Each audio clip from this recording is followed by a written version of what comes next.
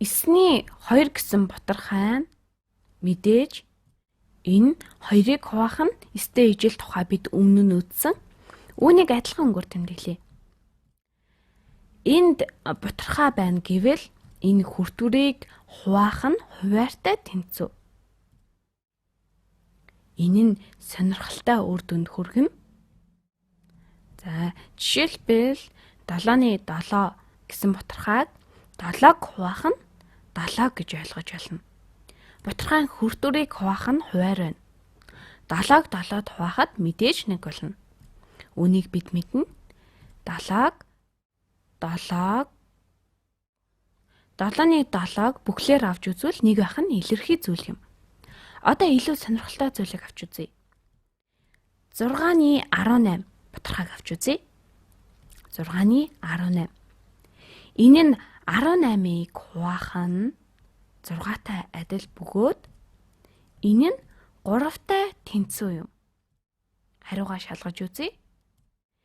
6-ны 18 нь 3-тай тэнцүү юу? Үнийг дахин бичье. Дахиж бичье. 6-ны 18. 6-г адилхан улбар шараар бичье. Ижил боллоо. 18 нь 6 дээр нэмэх нь 6. Үүнийг хуваах нь 6 байна. Энэ нь 6-ны 6 дээр нэмэх нь 6-ны 6. Нэмэх нь 6-ны 6-тай адилхан юм. Эдгээрийг шаргал өнгөөр тэмдэглэе. Бид үүнийг өмнөх бичлэгүүд дээр олоод харсан. 6-ны 6 нь 7-ны 7-тай адил учраас эдгээр тус бүр нь тэнцүү байна. Тус бүр нь 1-тэй тэнцүү байна. Бидний харж байгаагаар 6-г хуваах нь 6 нь 1-тэй тэнцүү байна. 1-тэй тэнцүү байна. Иймээс 1 дээр нэмэх нь 1 буюу 3-тай тэнцүү байна. Гэтэ энэ сонирхолтой асуудлыг гаргаж ирж байна. Эдгээрийн хариу нь ямар ч асуудалгүй гарч байна. Яагаад гэхээр 18 нь 6-гийн үржүрт байдаг тоо юм. 18-ыг 6 нь тэнцүү хэсэгт хуваана. 18 нь 6 тэнцүү хэсэгт хуваагдана. Хэрвээ бутархайн хүртвэр нь хуваартай хуваагддаг бол яах вэ? 6-ны 23 гэсэн бутархайг авч үзье. Энэ нь бидний мэдхээр 23-ыг хуваах нь 6 юм. Тэгэхээр бид 23-ыг 6-д хуваая. 23-ыг 6-д хуваана. 23-т 6 нь тоо 3 удаа багтана. 3-ыг 6-гаар үржүүлээд 18 байна. Дараа нь хасахад 5 үлдэнэ. Үүнээс 23-ыг 6-д хуваахад 3 бүхэл 5 үлдэгдэлтэй байна. Гэтэ энэ нь тэмч тохиромжтой биш юм. Энэ үлдэгдлээр нь юу хийх вэ? Энэ бол тоо биш юм. Энд 3 удаа багтаад дараа нь энд бага зэрэг үлдсэн байна.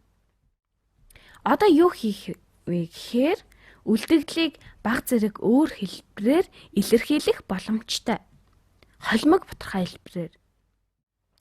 Жишээ нь 23-ыг хуваах нь 6-аг үүнийг ингэж хувааж болох юм.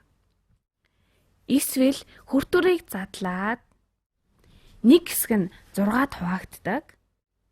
6 бүхэлээр хуваагддаг хэсэг нөгөө хэсэг нь үлдэгдэл байх юм. За тэгэхээр 6-ны 23-ыг 18 дээр нэмэх нь 5-ыг хуваах нь 6 гэж бичиж болно. 18 дээр нэмэх нь 5-ыг хуваах нь 6 гэж бичиж болно. 23-ыг задлан бичгээд нэг хэсэгт нь 6-д хуваагддаг тоо байна. Энэ нь 23-т багтдаг хуваагдагч байна. Үүнээс бага эсвэл 23-тай тэнцүү. Тэгээд үлдэгдэл нь энэ. 23-ыг 6-д хуваахад 5 үлдэгдэлтэй байна. Үүнийг харж байгаах хуваахад энд үлдэгдэлтэй байна. Яагаад гэдгийг нь сонирхолтой байна. Бидний мэддгээр энэ нь 6-ны 18, нэмэх нь 6-ны 5 болно. Бидний мэдхээр 6-ны 18 гэдг нь 18-ыг 6-д хуваахтай адил бөгөөд 3-тай тэнцүү. Энэ хэсэг нь 3-тай тэнцүү байна. 6-ны 23 гэдгийг 18 дээр нэмэх нь 5, хуваахан 6-тай ижил ба энэ нь бас 3 дээр нэмэх нь 6-ны 5-тай ижил юм. Үнийг холимог бутгаагаар тэмдэглэвэл 3 бүхэл 6-ны 5 болно.